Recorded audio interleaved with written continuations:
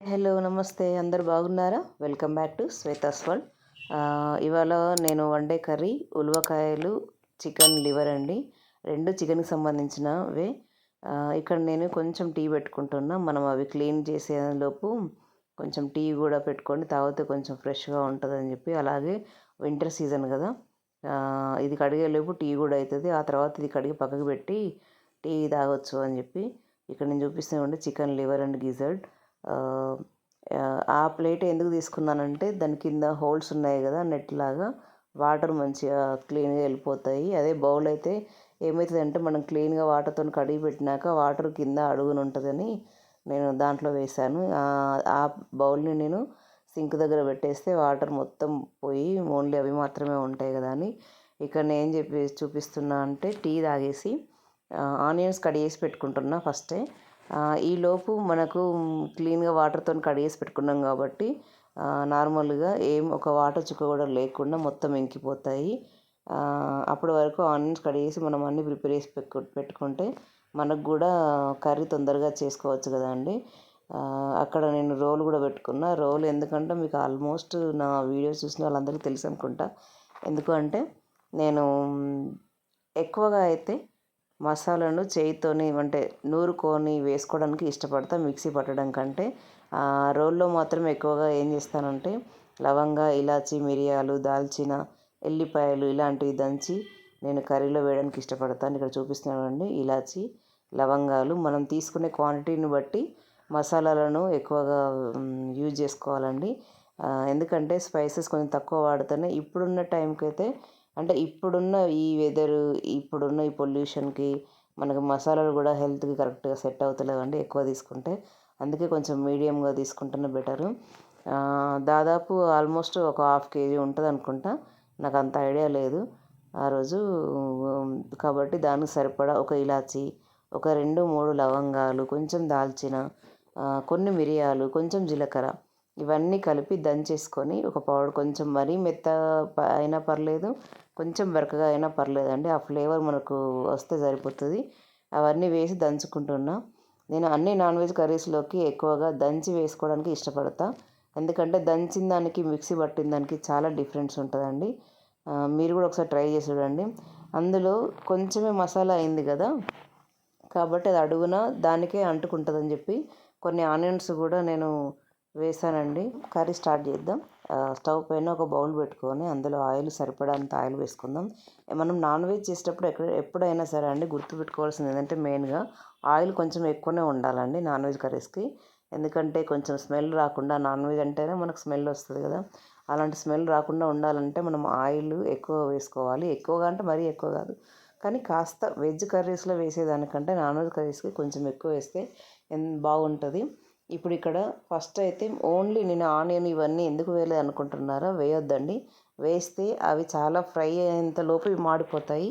అందుకనే ఫస్ట్ మనం ఆయిల్లో లివర్ని మంచిగా ఫ్రై చేసుకుంటే అది బాయిల్డ్ అయిపోయినట్టు అయిపోతుంది. ఆయిల్లో చాలా మంచిగా ఫ్రై అయినాక నెక్స్ట్ మనం ఆనియన్, దానికి సంబంధించిన స్పైసెస్ కానీ పౌడరు వాటన్నింటినీ వేసుకుందాం.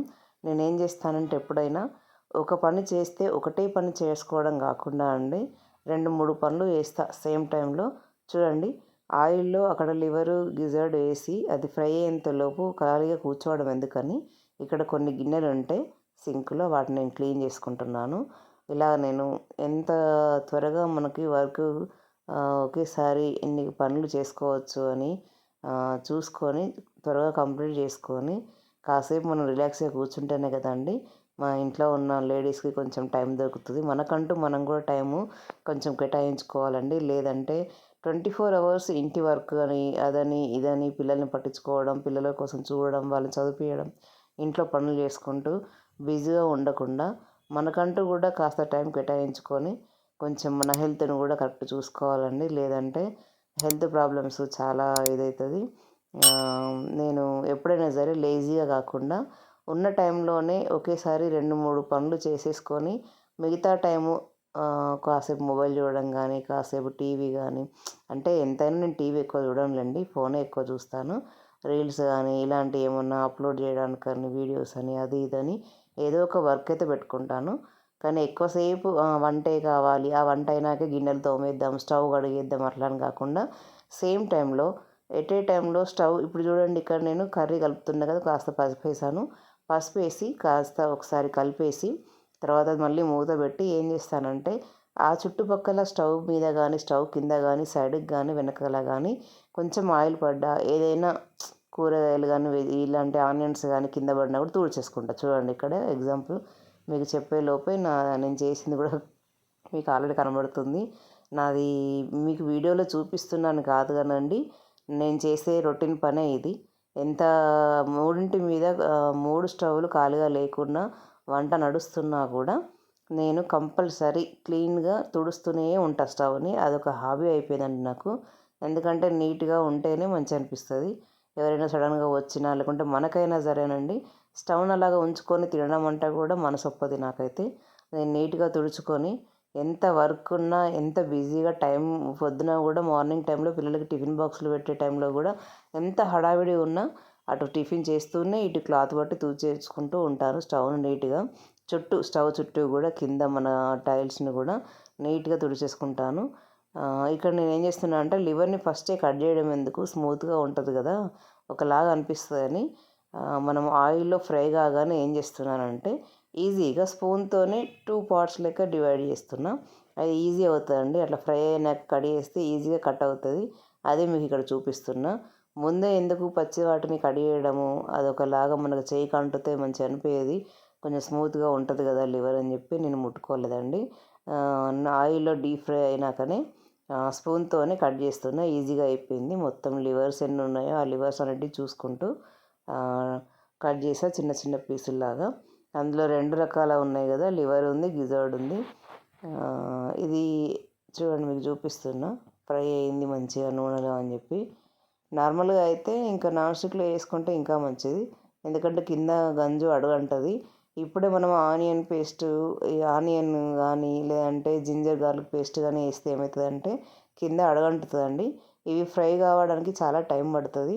ఆ లోపు మనము నూనెలో ఫ్రై చేసుకుంటూ మనము కాసేపు పైన మూత పెట్టేసి ఒక 5 మినిట్స్ అలా ఉంచుతూ మధ్యలో చూసుకుంటూ ఇలా సాల్ట్ కొంచెం వేసి మళ్ళీ కలిపేసి ఒకసారి పక్కకు పెట్టేసి స్టవ్ మీద మళ్ళీ ఆ లోపు ఏదైనా చిన్న పనులు ఉంటే చూసుకొని ఇంకేదైనా ప్రిపేర్ చేయాలా అని చెప్పి ఆలోచించుకొని ఇలా చేస్తూ ఉంటాను. వంట చేసే టైంలోనే ఒక 2 పనులు అయితే కంపల్సరీ పెట్టుకుంటాను నేను, ఒకే పని చేయకుండా. చూపిస్తున్నా. వీడియో వేరే వాళ్ళు తీస్తే ఇంకా క్లియర్గా కనబడుతుంది కానీ నాకు ఆప్షన్ లేదండి, నేనే చేసుకోవాలి కదా అన్నీ. ఇప్పుడు చూడండి మంచిగా ఫ్రై అయిందని చూసినాకే నేను ఆనియన్స్ వేసి నేను కలిపేస్తున్నాను. చాలా బాగుంటుందండి కర్రీ. చపాతీకి కానీ పూరికి కానీ రైస్కి కానీ నార్మల్గా దగ్గరికి చేసుకొని ఫ్రైలాగా చేసుకొని దీని సైడ్కి సాంబార్ చేసుకుంటే, అంటే సాంబార్ చేసుకొని అందులో ఫ్రైడ్ ఐటమ్గా ఈ కర్రీ చేసుకుంటే మాత్రం ఎస్పెషల్లీ చాలా బాగుంటుంది టేస్ట్. మీరు కూడా ఒకసారి ఇంట్లో ట్రై చేయండి ఇలా నేను చేసినట్టు చేసుకొని. కానీ ఇవాళ నేను ఏం చేస్తున్నానంటే ఎప్పుడు టమాటా వేయనండి లివర్ కర్రీలో. ఆ రోజు మాత్రమే సరే రైస్లో కూడా తిందాం కొంచెం గ్రేవీలాగా కూడా ఉంటుంది కదా అని టమాటా మాత్రం ఒకటి తీసుకొని కట్ చేశాను. ఇక నేను ఏం వేస్తున్నానంటే నేను దంచుకున్నా కదా రోల్లో లవంగ, ఇలాచి, దాల్చిన, జీలకర్ర, మిరియాలు. ఈ కర్రీలోకి మిరియాల పౌడర్ మాత్రం కొంచెం ఎక్కువ వేసుకోవాలండి, చాలా బాగుంటుంది. హడావిడిగా చేసుకోకుండా టైం తీసుకొని నెమ్మదిగా ఆయిల్లో ఫ్రై చేసుకుంటూ నీట్గా మనము కరెక్ట్గా చూసుకుంటూ ఇలా కలుపుతూ మధ్యలో మనం ఉడికిస్తేనే బాగుంటుందండి టేస్ట్. లేదంటే వెజ్ కర్రీస్ లాగా కాదు కదండి, నాన్ వెజ్ కర్రీస్. కొంచెం చక్కగా వాటిని ఫ్రై చేస్తూ చూసుకుంటూ అన్ని రకాల మసాలాలు యాడ్ చేసి మంచిగా కలుపుకుంటూ మనం చేస్తేనే చక్కగా టేస్ట్ వస్తుంది. లేదంటే మాత్రం ఏదో ఒక దగ్గర దెబ్బ కొట్టేస్తుందండి, మనం తినడానికి కూడా బాగుండదు కర్రీ. నాన్ వెజ్ ఏ చిన్న మిస్టేక్ అయినా కూడా మనం వాష్ చేయడంలో కూడా మిస్టేక్ అవుద్దండి. ఎందుకంటే కరెక్ట్గా మనం వాష్ చేయకున్నా కూడా వాటర్తోని కొంచెం స్మెల్ వస్తుంది మనం తినేటప్పుడు, ఎంత మంచిగానో మీరు ఆయిల్లో వండినా కూడా. అందుకని మనం ముందే నీట్గా కడిగేసుకొని 1కి 2 సార్లు మంచిగా నీట్గా కడిగేసుకొని టైం పట్టినా పర్లేదు కదండి. నాన్ వెజ్ కర్రీస్ ఏ కర్రీ అయినా పర్లేదు, కడిగేసేటప్పుడు మాత్రం నీట్గా మంచిగా వాటర్తోని కడిగి ఆ తర్వాతే వంట చేయాలండి. లేదంటే మొత్తం ఖరాబ్ అయిపోతుంది కర్రీ. మనం నాన్ వెజ్ కర్రీ ఏదైనా సరండి, నాన్ వెజ్ మనకి ఇవాళ రేపు చాలా తక్కువ రేటుకి అయితే ఏం దొరకట్లేదు కదా, ఎందుకంటే టూ మచ్ కాస్ట్ అయినాయి అన్నింటికి. అది మనం మనసులో పెట్టుకొని కొంచెం గుర్తుపెట్టుకొని మనం నీట్గా కరెక్ట్గా వండుకుంటేనే బెటరు. దానికి సంబంధించిన మసాలాలు కూడా అన్నీ వేసుకొని ముందే ప్రిపేర్ చేసి పెట్టుకొని అన్నీ చూసుకొని వండుకోవాలండి. ఇక నేను లాస్ట్కి అల్లం వెల్లుల్లి పేస్ట్ ఎందుకు వేస్తానంటే, ముందు వేస్తే మీకు ఇదివరకు కూడా చెప్పాను వీడియోలో, అడుగంటుతుందండి. మనం వేసినా కూడా అది మనకి బాగుండదు, కర్రీ అంతా ఖరాబ్ అవుతుంది. లాస్ట్లో టమాటాలు కూడా కాస్త మగ్గినాకనే అక్కడ నేను జింజర్ గార్లిక్ పేస్ట్ వేసిన. ఇప్పుడు కూడా నేను ఈ మిర్చి పౌడర్ లాస్ట్కే వేస్తున్నాను, ఎందుకంటే కారం కూడా మాడిపోతుంది ముందే వేస్తే.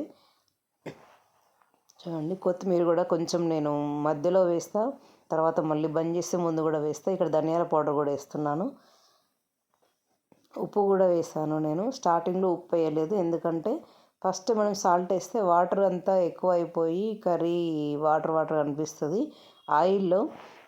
నార్మల్గా ఈ కర్రీని మనం ఏది యాడ్ చేయకుండా లివర్ మాత్రమే ఆయిల్లో వేసినప్పుడు కొంచెం వాటర్, అందులో ఉన్న వాటర్ అంతా బయటకు వస్తుందండి.